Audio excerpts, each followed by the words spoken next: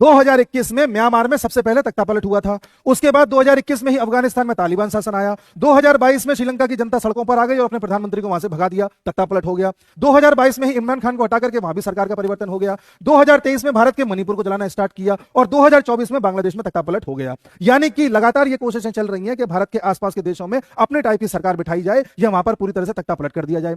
जब भी तख्तापलट करना होता है तो कैसे भी करके जनता को सड़कों पर उतारना होता है और जनता को सड़कों पर उतारने के लिए उसको कोई ना कोई नैरेटिव देना होता है, कोई ना कोई ऐसी वजह देनी होती है जिससे जनता भड़के और सड़कों पर आ जाए। इसलिए समय समय पर भारत में कभी किसान आंदोलन करा दो, कभी लद्दाख में प्रोटेस्ट करा दो, कभी मणिपुर को जला दो, कभी एक के बाद एक रेल हादसे करा दो, कभी एक के बाद एक पेपर आउट करा दो। कब तक आप चीजों को संभालोगे? कभी ना कभी कुछ ना कुछ तो ऐसा होगा कि लोगों में गुस्सा आ जाएगा और एकदम से सड़कों पर आ जाएंगे। बस उसी पॉइंट पर ऐसा कुछ काम कर दो कि सरकार बदल जाए।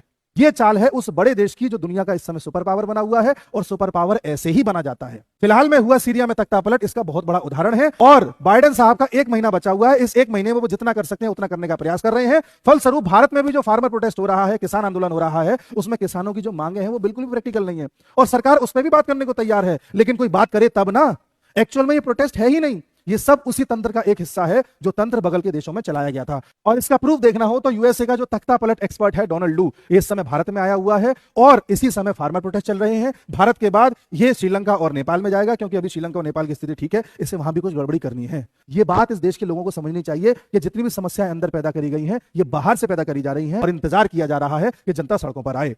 वो तो मैच्योरिटी है इस देश के प्रधानमंत्री की कि हर मामले को शांति से, धैर्य से और ठंडेपन से डील कर रहे हैं। अगर किसी भी चीज में उन्होंने स्टेप गलत उठा दिया या पुलिस के द्वारा एक लाठी चार्ज भी करवा दिया तो ये क्या हाल करेंगे इसका अंदाजा आप लगा सकते हो।